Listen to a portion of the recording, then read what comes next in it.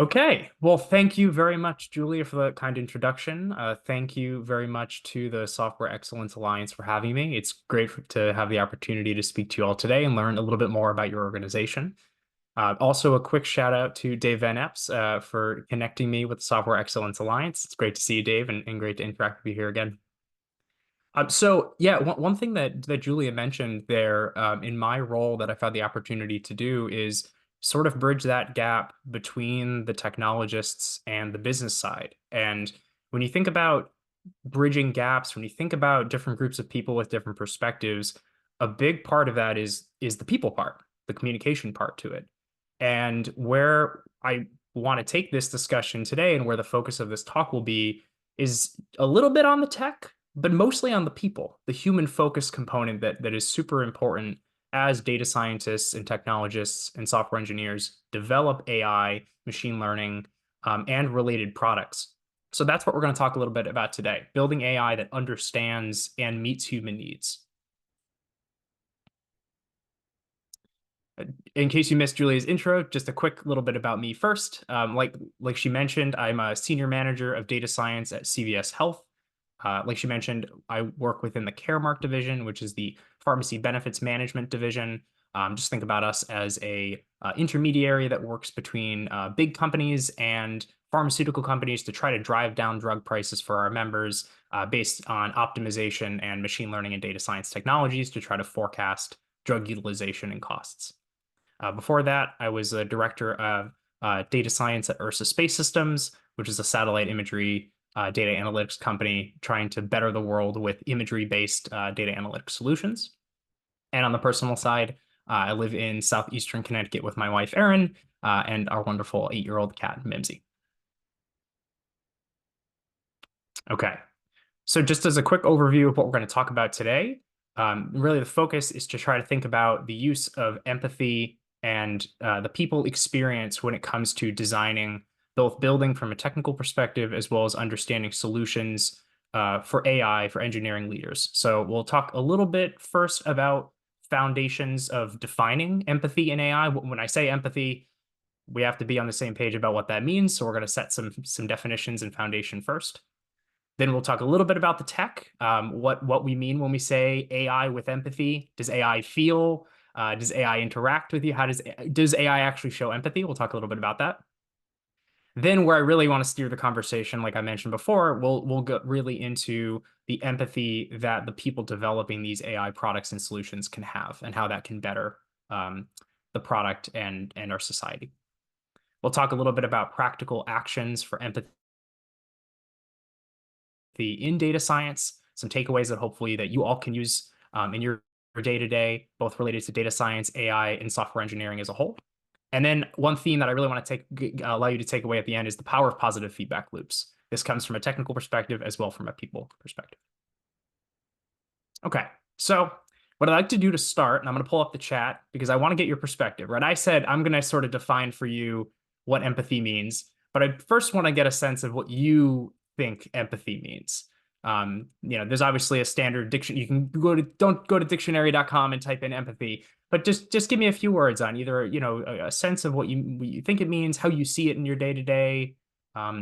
Yeah, throw a couple things in the chat and then we'll get into it.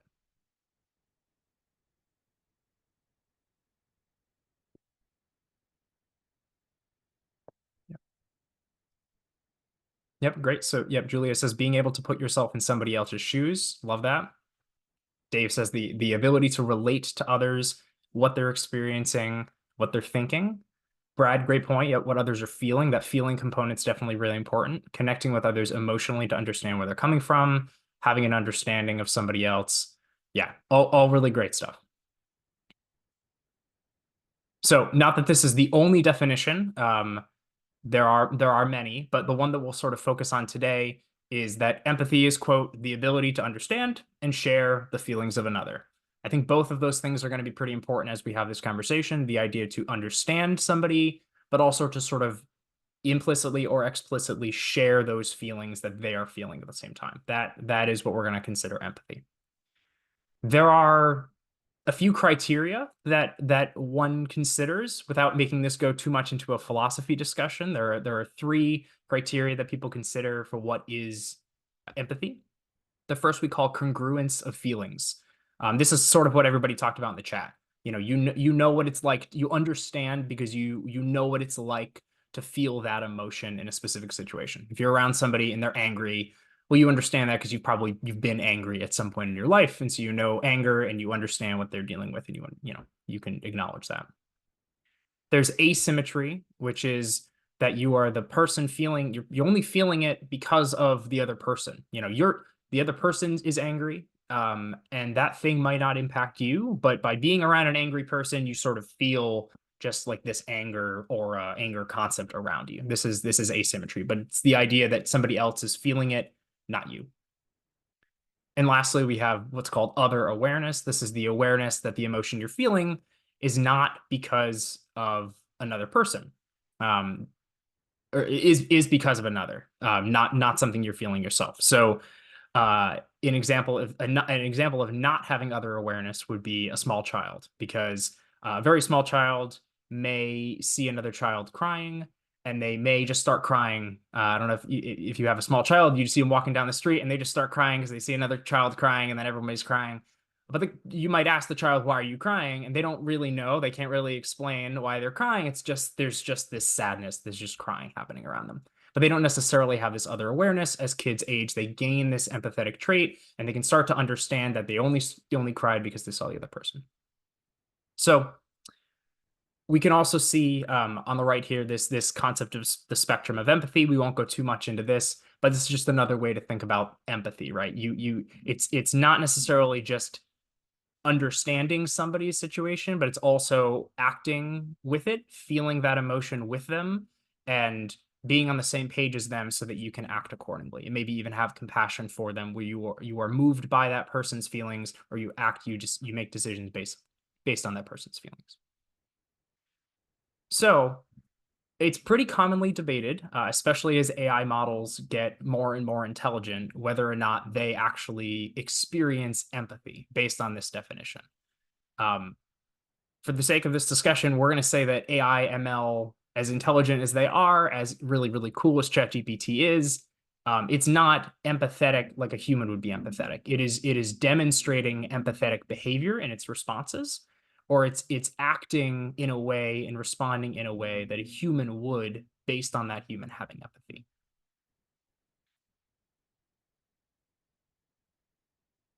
Oh, sorry. I'm going to go back one. Okay. So with that in mind, and that we sort of set the foundation of what we mean by empathy, there are two ways to think about empathy in artificial intelligence. There's on the technical side, AI models themselves detecting and responding with empathy, or at least as we've described, this perception of empathy. This is how they can create more human-centered interactions, how when you're talking to a chatbot, it seems a little bit more like you're actually talking to a person on the other side. It makes them feel more real and more human. But then where we'll really steer the conversation, both are important, but where we'll really steer the conversation is to talk about the human component in AI development, human empathy. This is the importance of empathy among the data scientists themselves that are building these AI products and solutions, right? Everything we build has to be for a purpose. Everything we build has a user or a consumer. AI, as important as general as it's been, it is a product and it has a user. And so those users need to be considered when we are building these products, and really on all forms of data science. We'll focus a little bit on AI, but I'll broaden it a little bit for just general data science. And there's a huge consideration for social impact too. The idea that by being empathetic as you develop these solutions, you are bettering the world, both in terms of providing good solutions, but also bettering the lives of others as you provide those good solutions. Okay, so just so we're sort of level set here, I've been using the word AI a lot. I've been talking about data science. I think I said machine learning once or twice. I just want to sort of set a good foundational understanding of what we're talking about when we talk about these things. And plus, it is a tech talk, so I do want to provide a little bit of technical background as well. So what is an AI model? When we talk about artificial intelligence, when we're talking about empathy in AI, what are we talking about? So just some definitions to help understand. Looking at the left chart here, I feel like this is a great way to think about how all of these buzzwords and terms that you might hear all the time, especially in the news nowadays and technology, they all relate to one another, and most of them are really just subsets of other terms. So data science, this broad umbrella, is the field of using data analysis, statistics, and algorithms to extract insights and knowledge from structured and unstructured data. So you can think about that being done really broadly. You can think about doing that in your day-to-day work. You're using, analytical thinking, you're extracting knowledge from data in some ways. That's data science as a whole. Artificial intelligence takes that a step further. This is a branch of computer science that focuses on creating systems themselves that can perform tasks typically requiring human intelligence, such as problem solving, reasoning, language understanding, and so on.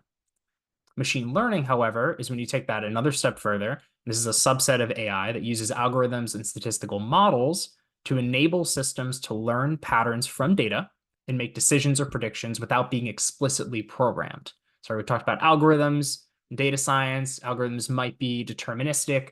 Now we start to get into machine learning, where you're teaching something to learn on its own from information without being explicitly programmed to generate that data, that output that you want on its own. Then we have deep learning. This is a subset of machine learning that uses what we call neural networks with many layers of information that can model complex patterns and relationships within large data sets.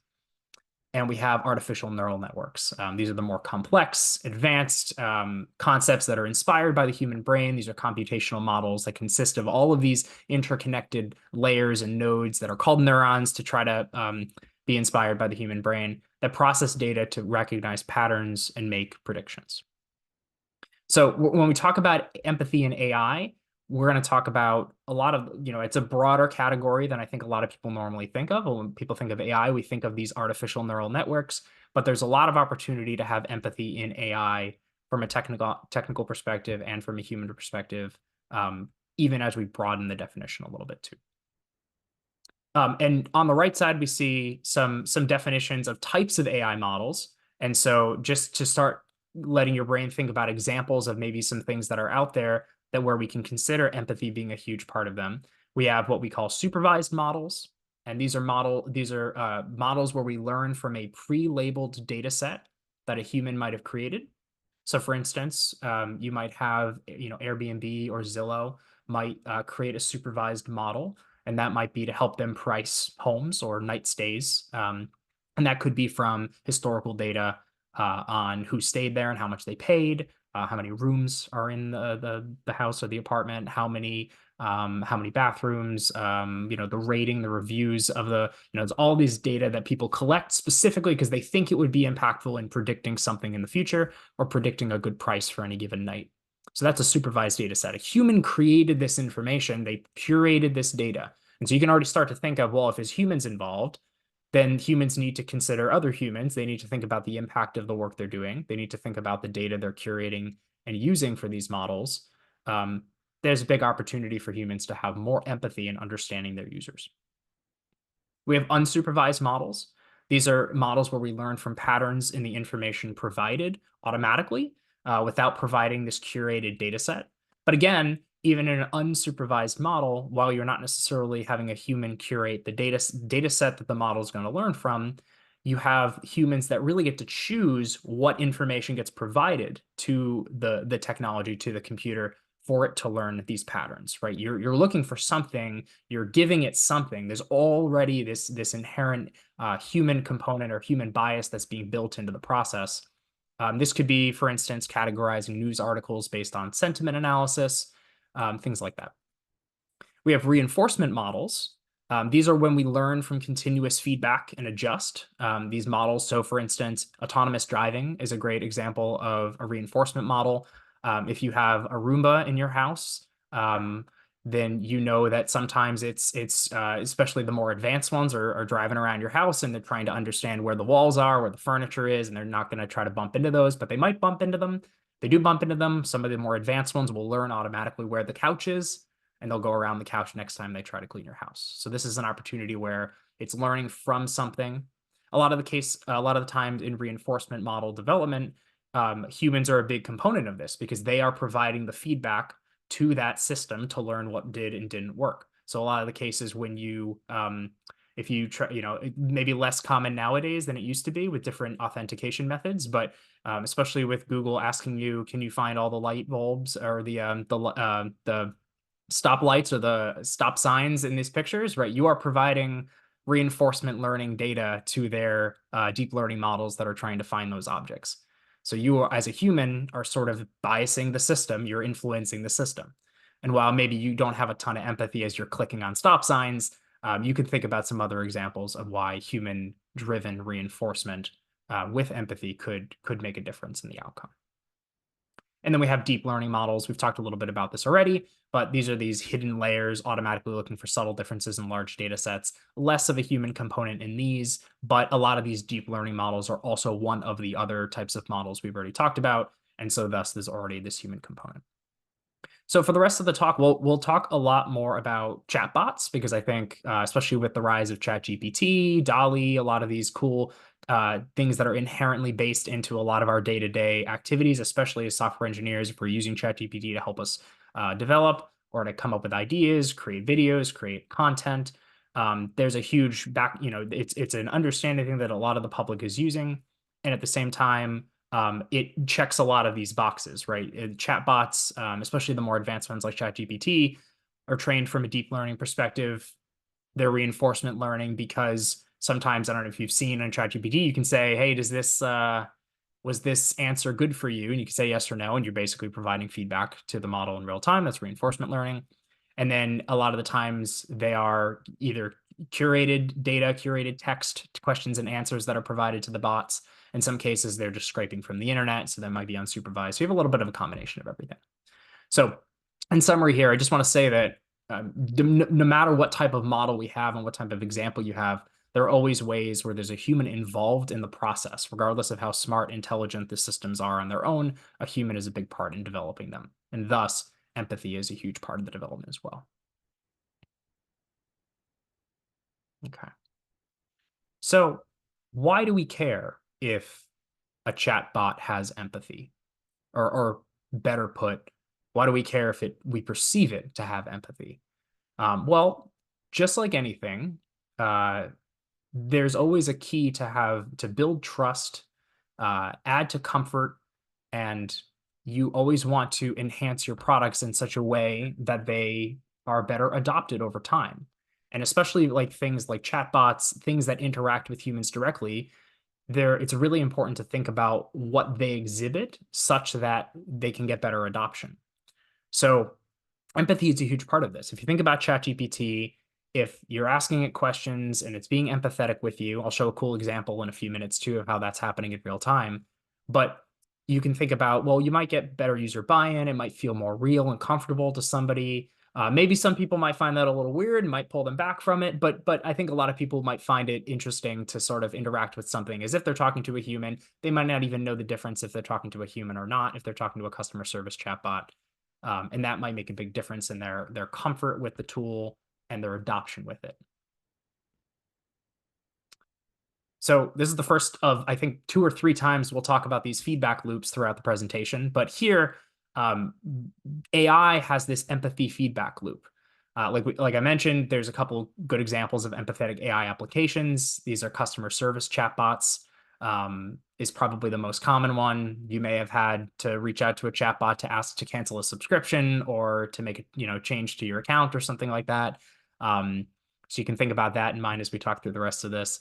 And there's also a huge division and lots of there's a huge influx of mental health and medical assistance bots that are coming up. So a couple of cool examples of that I wanted to share. There's a lot of opportunity, a lot of companies that are working on basically building therapist bots where people who at any given moment might need to just talk to somebody. It might need to get help understanding and navigating a tough emotional situation. Well, these bots exist that are out there. And I mean, it's pretty clear the more empathetic and understanding those bots are, the more that they're going to be useful, the more that they have a direct impact on people's lives.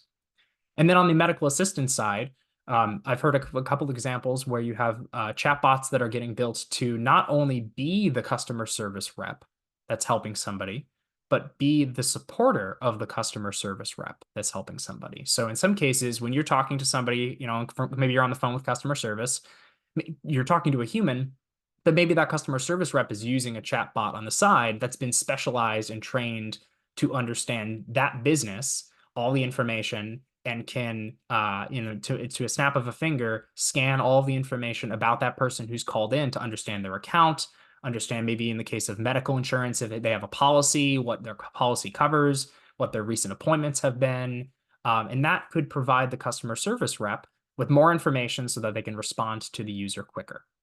So not only is that a better experience from a user experience perspective for everybody involved, it makes for a more empathetic experience. If you have a customer service rep that's trying to help somebody, they should be as empathetic as they can be to help that person. That'll make that person feel like their questions or concerns are being heard.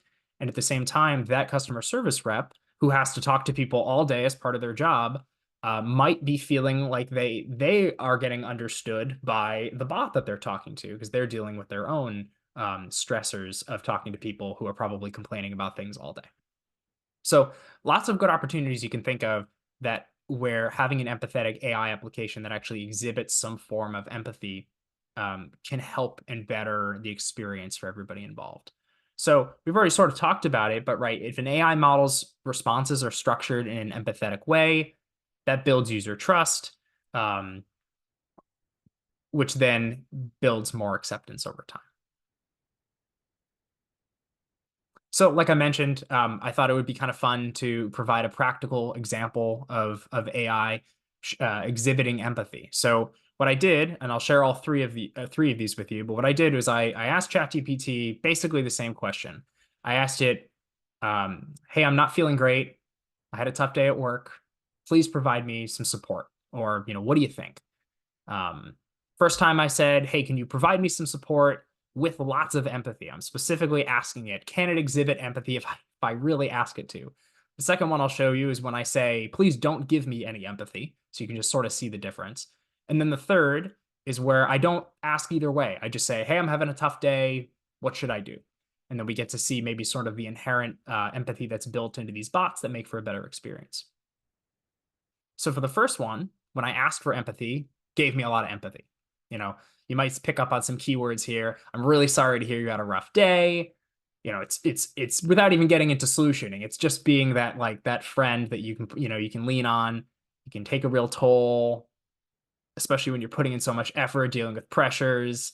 It's okay to feel down about it, right? It's assuming that I feel down. It's assuming these things as if it's experienced those things itself. And again, it hasn't directly experienced, the machine hasn't experienced these feelings, but it's learned from the data that it's provided to understand what is empathetic and what a human might need in that situation. And so it asks for more questions, right? You don't have to carry this alone. It's willing to be a helping hand. Tomorrow can be a fresh start. I'm here for you. All very empathetic things and great things to hear from a friend or from a chatbot. If you go the other way around, just to sort of see the differences, hey, I'm exact same prompt. Please provide me with some support without any empathy. Like, no empathy, please. I'm not feeling any empathy today. I don't want any of that. So right off the bat, noted, period. It's very, very direct, sort of robotic, something you might get if you're feeling like you're getting a harsh response from somebody, and it goes right into solutioning. It doesn't seem to understand, doesn't care, doesn't want to share that feeling with me. It's just going right into the actions that I can take. So reflect, adjust your focus, plan for tomorrow. This is what you should do to feel better. So as you can tell, it's sort of understanding built into what I mean when I say empathy, which is great. And it can give me some keywords and key phrases that might be better in that situation. And lastly, and in case you're curious, in case you're thinking, well, it's already sort of knows empathy because you've just asked it all these questions. This is a totally different window, incognito, signed out. I did give it my name. But other than that, doesn't know anything about me, doesn't know that I care about empathy for the sake of this presentation. It's just me asking it flat out, hey, I'm not feeling great. I had a tough day at work. Didn't even ask it for anything. But it says inherently, I'm sorry to hear that. Tough days like this can be really draining.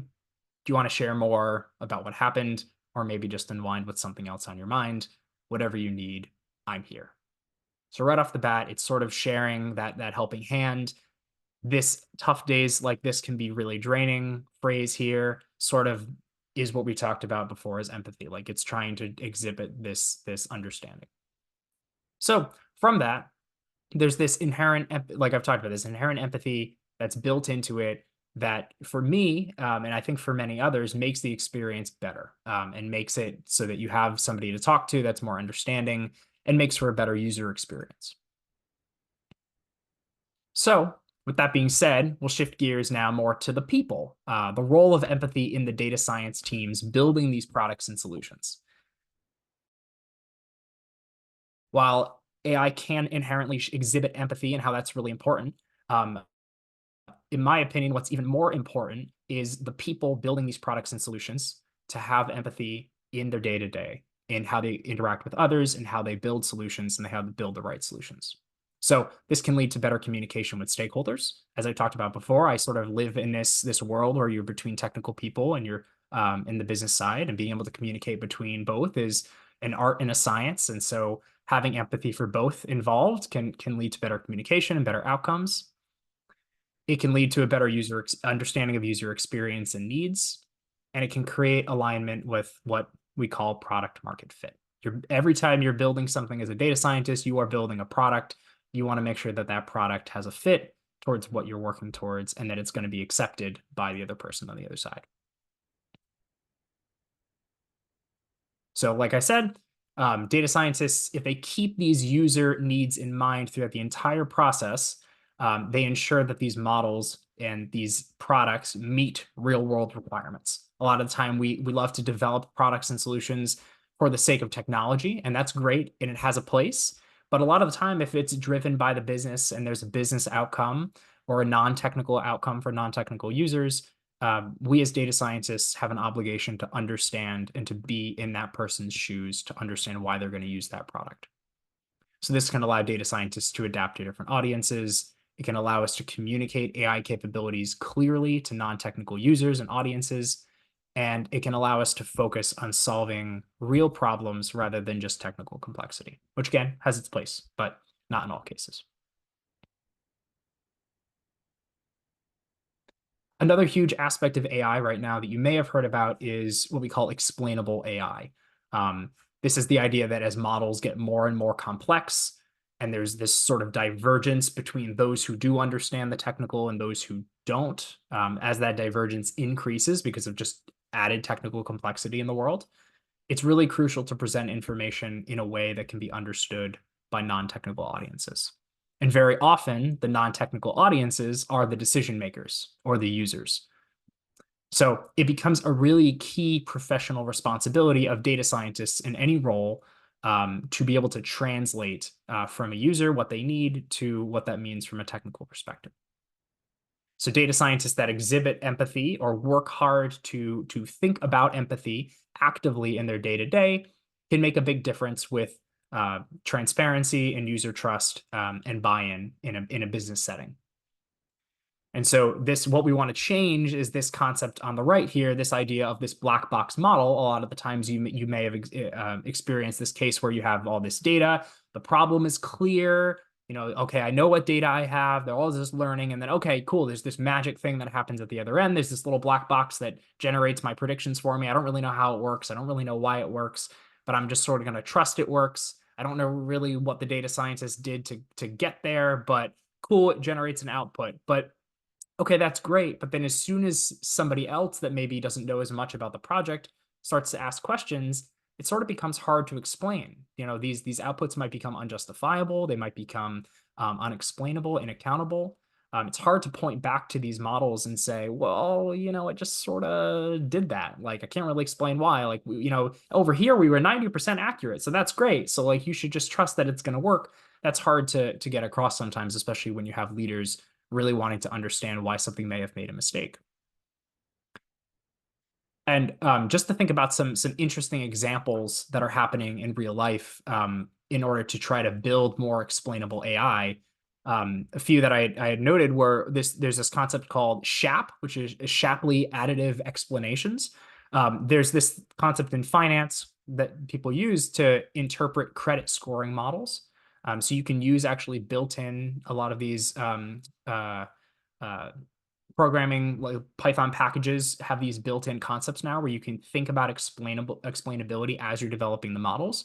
So sometimes it needs to be an added thing. And so if data scientists are developing and they want to keep explainability in mind, they might want to get SHAP scores for all of the variables that came out of the model. And that might give them an idea of which variables were important and which variables that were put into the model led to that outcome specifically that you're looking at. That can be a helpful way to think about the explainability. In healthcare, a lot of the times we use just tree visualizations like logic trees, decision trees, to show the step-by-step flow of information and decision making of how a model may have made a decision.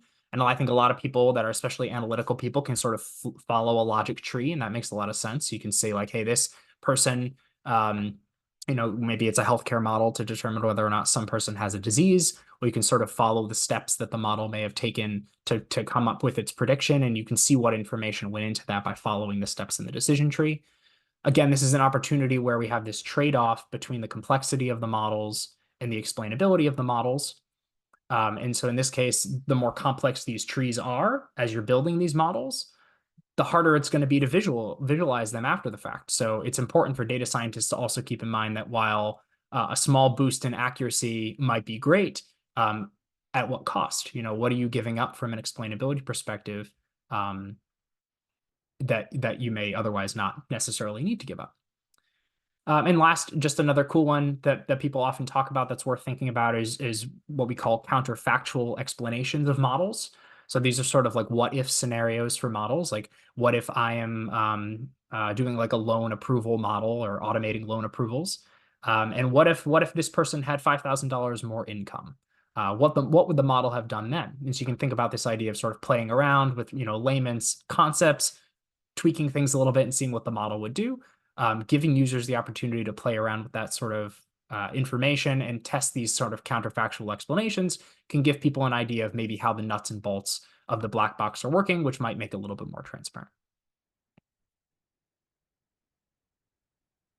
Oh, okay.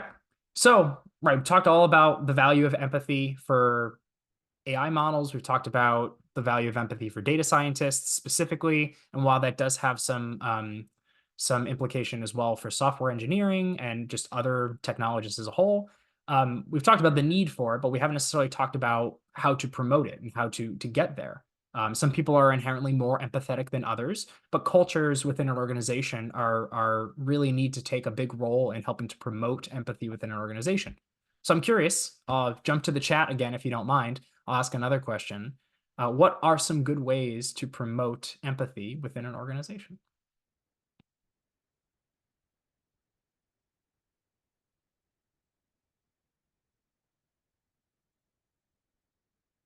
Yeah, that's a great one.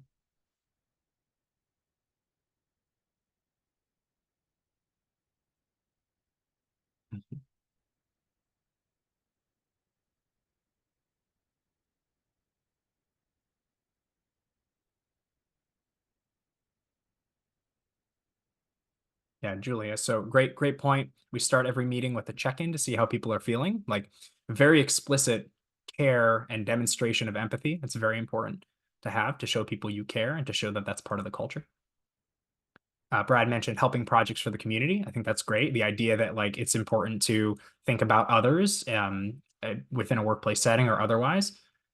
Dave, show your people you care by asking how they're doing and listening actively and responding accordingly. Don't just solve the problem, listen and show that you care. Very important, especially for people leaders. A mood board during reviews from D. Jalzi. Um, that's great. Absolutely. Giving an opportunity to provide emotion. And Alan mentions it appears that asking for empathy helps you get that empathy. Yeah. Yeah. Yeah. Good. Yeah. I agree with that. Okay. Cool. So yeah, a couple good examples. I'll just show some others that I think are important to think about as you all are thinking about your organizations. The first is to get leaders on board, right? As an organization, a lot of people learn from their leaders.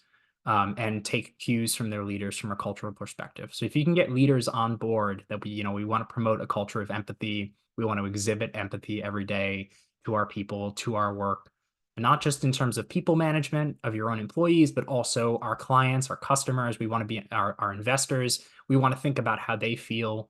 That's really important. Implementing empathy training can be really important as an explicit way of helping people learn. Encouraging cross-functional collaboration, integrating empathy into onboarding processes. Right off the bat, you can teach people that empathy is a big part of work. Promoting mindfulness practices, using storytelling to build empathy, just inherently throughout your day-to-day, using storytelling, anecdotes, when it's professionally appropriate, making discussions a little bit more personal and talking about things that are important to you and how you're feeling about projects and things without, while again, still maintaining a level of professional nature. Implementing 360-degree feedback systems, a lot of great reasons to do that, to give opportunities for everybody to give feedback, but that promotes empathy. And then keeping people accountable for empathy. It's one thing to say we are a culture of empathy, or we want a culture of empathy. It's another thing to hold people accountable to doing so. When you see opportunities, if you're a people leader, you see opportunities where somebody on your team could have been more empathetic to a situation. Maybe they were interacting with a client, maybe they were building a product for an internal stakeholder. It's always good to provide that clear, concise, and transparent feedback to them about how they could have been more empathetic and how that could have bettered the situation for everybody. And again, just shifting back to data science for a second, the data science life cycle, there's so many opportunities to exhibit empathy throughout. Right off the bat, and one of the biggest chunks of the pie here is this business understanding. Data scientists are better data scientists when they understand the business and what they're trying to do. And that could be directly understanding the users. If you're building dashboards for the sales team and you're integrating ML models into that for predictions and you're making data visualizations, understanding why they're going to use this data, why they care about this data, what's driving those decisions that they're making. That can make a big, big difference in creating the correct solution for them right off the bat, and helping them more directly and making the work more interesting and more impactful. And throughout the rest of the data science lifecycle, you can exhibit empathy throughout the entire process. As you're mining through data and cleaning data, you can think about how you might be incorporating biases right into your model by how you're cleaning the data and when you're exploring and feature engineering. Then as you're modeling and visualizing that data, thinking about your end users back to that business understanding. Note how it's not necessarily a straight line. It's this cycle that continues. And the idea that as you go through the cycle, you always have to consider every single part of it makes a big difference. And one other thing that I'll mention that I think is really important is that data scientists come in different skill sets and different backgrounds and different strengths and different weaknesses. So while we say data scientist a lot in the industry, I bet if I asked the 48 participants here what their definition of a data scientist was, you might get 48 different answers. And it's important, hopefully like 20, but maybe not 48. But there's this need to sort of build out roles within the world of data science, machine learning, and artificial intelligence that A, lean into strengths, and B, sort of diversify the opportunities. So data scientists, there are some that could be more focused on R&D, experimentation, like reading papers and building really advanced models. But there are data scientists that can specialize in being those bridges between your non-technical and technical audiences. Everybody, not just these bridges individuals, but everybody should begin projects with the user's journey in mind. Think user experience, think product development. Any organization, no matter how technical or non-technical it is, should keep the user experience in mind. And that's ever important in data. And then encouraging feedback loops for continuous improvement. And quick shout out to ChatGPT here for making a little another positive feedback loop for me over here. Again, you'll notice the words aren't great, and the numbers definitely aren't in line, but it's a conceptual thing, right? So we're talking about the positive feedback loop of empathy. Empathetic data scientists lead to empathetic models, which lead to better user feedback, a better opportunity to incorporate that user feedback, get better model acceptance, which then makes for better human data scientists that have learned more from their experience, and so on and so forth. And lastly, from a social responsibility standpoint, we've talked about people buying and accepting products, and that's great. But there's an opportunity here to train society and help society understand how to be empathetic. Obviously, it's important to help data scientists be empathetic. If they can build models that are empathetic, those models can help others understand the value of empathy. Maybe if I gave that prompt term earlier to ChatGPT and I didn't ask for empathy one way or another, it gave me an empathetic response. Maybe I use that in the next conversation I have with a friend when they're concerned about something. Maybe I've learned something that I can use in my day-to-day life. And so if overall we can train models as data scientists to be more empathetic and we can think with empathy throughout our day-to-day, we can better the world in that way and help society. All right. And just as some final conclusions, to summarize, we have two major points. Empathy in AI development connects technology to human needs, and encouraging empathy in data science creates trust, transparency, and purpose-driven AI. Thank you all very much for your time. I'm happy to take some questions.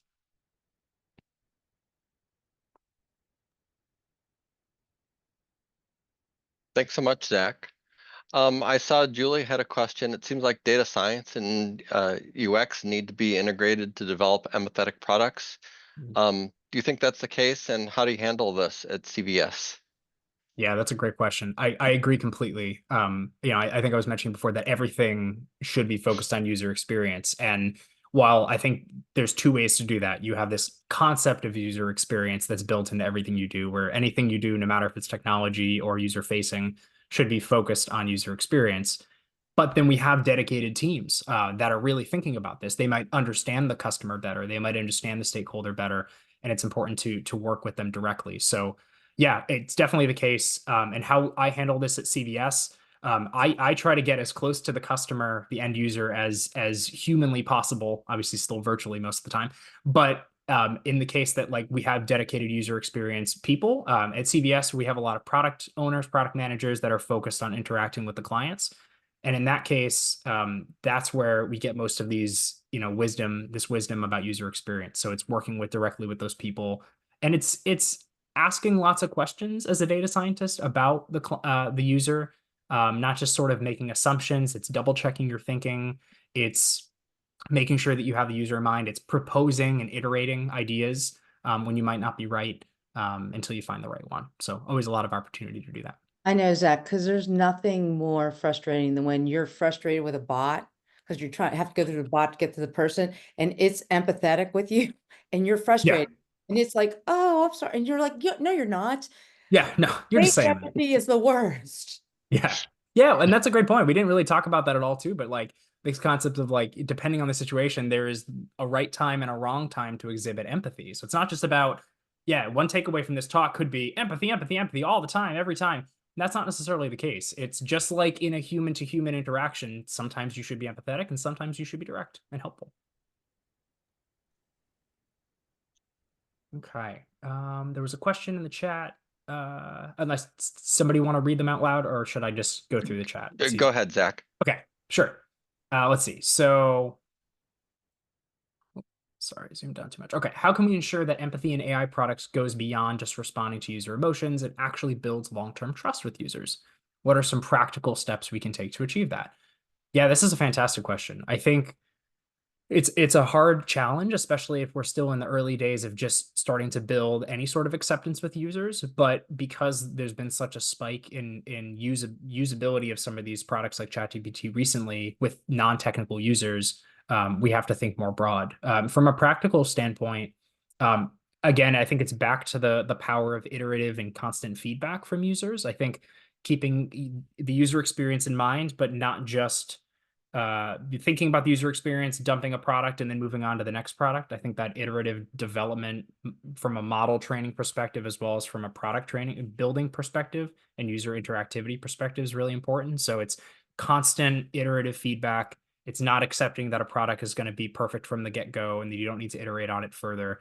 Um, and then it's also trying to understand what users are wanting over time, right? That expectation from a user perspective might change.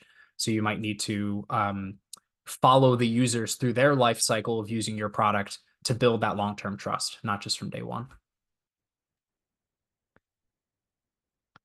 Karen asked, what are your thoughts about AI friend apps that exploit empathetic messaging? Yeah, that's a great point. I think, again, to the point that Julia made before, like empathy has a time and a place. Just like any technology, there's unfortunately opportunities where people can use it for negative impact. And so, yeah, I mean, I think from my perspective, it's a tough question. I think we want to lean into technology where it can be useful. We want to take advantage of technology where it can help people. But there's unfortunately always opportunities where people can sort of turn that the other way and exploit this type of messaging to get bad outcomes for people. So the big thing that I would say is as we as an organization, as a world, society sort of move more and more towards these AI driven tools and services and bots, the more that I think being skeptical and asking questions and teaching each other is even more important, right? Helping our friends, our colleagues understand what's real, what's not, what's true messaging, what's false empathetic messaging, just to help us as a society understand. And of course, there's lots of opportunities to do that for each other. And Brad asks if an AI model is reporting a trend it found to an end user and asks if this kind of information is of value to them. Is this another way to show empathy? I think so. I think so, definitely. I mean, I think it's exhibiting something that it could be that it thinks could be useful. Maybe the line that I would draw in that case is whether or not it did that because it was programmed to always do that, or whether or not it did that because it knew kind of inherently knew something about what might be of value to that user, and then the users could sort of confirm that. So maybe what's more like algorithmic versus more what's driven based on its inherent expectations and understanding of that user. But definitely, yeah, I think there's an opportunity there. Cool. Great question, Brad. Thanks. Really appreciate your questions. Anything else from anybody? I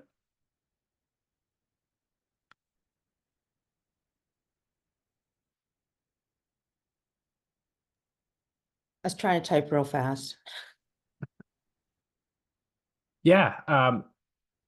Yeah. So Julie asked in the chat, can you give some specific examples of how you use empathy in your products at CVS? I know you meant empathy, not empty, but yeah, context clues. Yes, empathy in our products at CVS. So like I mentioned before, a lot of I would go two directions with this. We have products that are predominantly used by internal folks. So my team supports like the underwriting organization. So we're not necessarily interacting with like CVS customers, but we're interacting with underwriters and sales staff that get to build contracts for big clients that CVS supports. So a big part of how we build these forecasting tools is if we ever hit a crossroads where we have the opportunity to apply some new fancy technology that might not be understood by the underwriter versus something that might be simple but might be more inherently clear to an underwriter. As much as our inner nerds and data scientists want to use the cool new technology, we try to gear as much towards the more business-oriented solution. That's a general concept, but I think I've found it's very important at CVS and very important in my role at URSA too, where if you're working with people that aren't inherently tech people, data people, sometimes the simple solution is the right solution. At my time at URSA, we spent a lot of time building products that were, fancy APIs and interactive dashboards. But when we were actually working with financial analysts, they just wanted a static PDF report emailed to them once a week. And it was simpler to make from a tech perspective, great. And B, it just showed that by us understanding what their problems were and how they wanted the information delivered to them, it made for a better product. It made for more acceptance in that product. And that was our way of exhibiting empathy by understanding the user and their perspective.